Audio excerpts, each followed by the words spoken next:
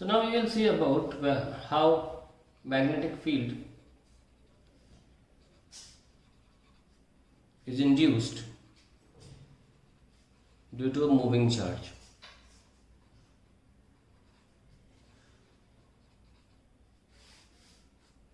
Now, by experiments, it has been observed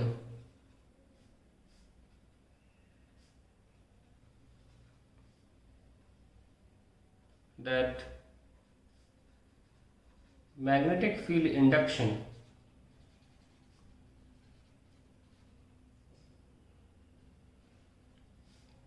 in surrounding of moving charges depends on the following factors.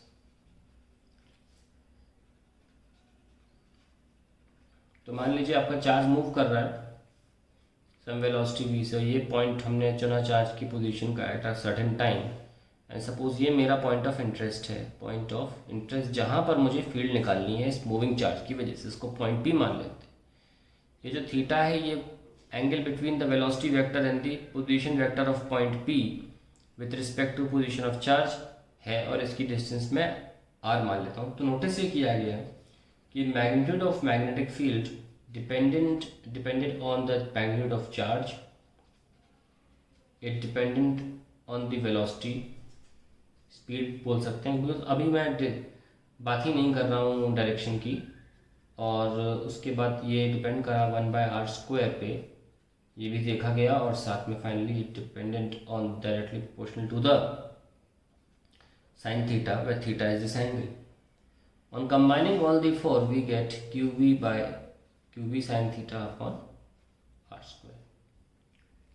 Later this proportionality constant became the magnetic constant. जैसे कि आपने electrostatic constant सुना था, वैसे ये magnetic constant था, और obviously अलग अलग मीडियम में इसकी वैल्यू अलग अलग आती है, बट एयर की बात करें तो इसकी एक ही वैल्यू पाई जाती है μ0/4π, where this μ0 is called the magnetic permeability.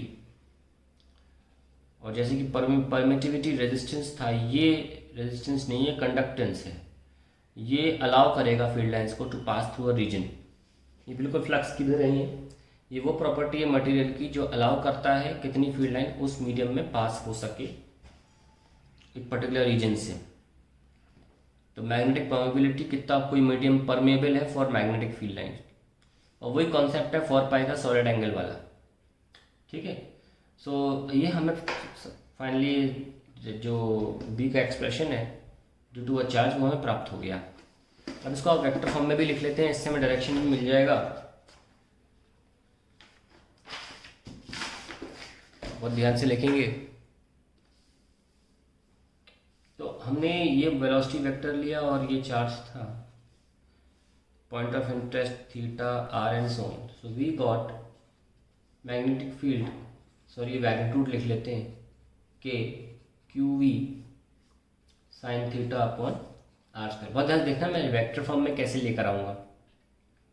हमको पता है कि k और q तो वो हैं स्केलर क्वांटिटीज़ हैं, चार्ज स्केलर होता है और k तो वही स्केलर, पर हमको ये ज़रूर पता है कि ये velocity vector quantity. Now we know that a cross b जो होता है वो ab sin थीटा होता है ना, और हमारे पास एट प्रेजेंट अगर हम देखें तो सिर्फ v sin थीटा है। दैट मीन्स कोई एक वेक्टर मिसिंग है, मिसिंग नहीं है, हम मान सकते हैं कि 1 लिखा हुआ है, और जिसका वेक्टर फॉर्म होता है यूनिट वेक्टर।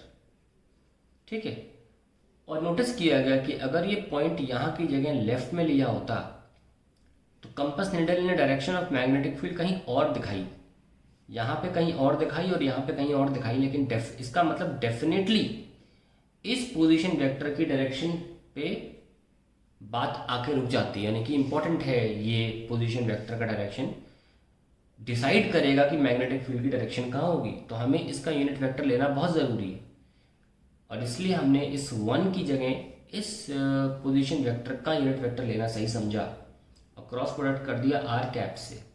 तो अगर हम ए क्रॉस एन कैप ले रहे हैं तो आसानी से हम फिर ए साइन थीटा भी लिख सकते हैं, बिकॉज एन कैप की वैल्यू तो 1 होती है, जिसको दिखाना ज़रूरत नहीं है।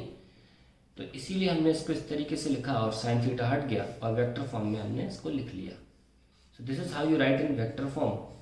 और फिर यहाँ से मैं शुरू करूँगा इसको बताना, आपको ये रिकमेंड करना कि अब आप कोई राइट हैंड थंब रूल मत यूज़ करिए, अब आप प्लीज़ सिर्फ और सिर्फ क्रॉस प्रोडक्ट यूज़ करिए और आपको आंसर ज़्यादा बेटर तरीके से मिलता चला जाएगा। वो जैसे जैसे हम आगे बढ़ेंगे बताएंगे कि क्रॉस प्रोडक्ट यानी कि Maxwell corkscrew rule, Maxwell's corkscrew rule is far better than any method, far better, ठीक है। Any method to find the direction of vector. मैं लिख देता हूँ कि अगर ए क्रॉस बी दिया है और ए क्रॉस बी का मतलब होता है A moves into B, one vector moves into other vector. मैं दिखाता हूँ आपको कैसे। जैसे कि मान लीजिए ए है और ये बी है, तो ए क्रॉस बी का मतलब हुआ ए मूविंग इनटू बी, तो एक वेक्टर दूसरे में कैंची की तरह बंद हो रहा है।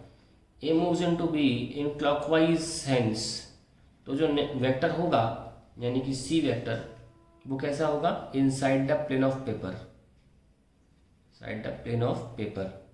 और अगर ए क्रॉस बी में A moves into B in anti clockwise sense, then जो वेक्टर सी होगा it will be outside the plane of paper. हालांकि इम्पोर्टेंट बात यह है कि always A moves into B through the smaller angle, यानी कि अगर ये ए और ये बी है कभी भी ये वाला एंगल नहीं लिया जाएगा, हमेशा छोटा एंगल ही लिया जाएगा, तो इस बात का ध्यान रखें। तो हमने आपको बताता दिया कि magnetic field induce due to moving charge कैसे होती है।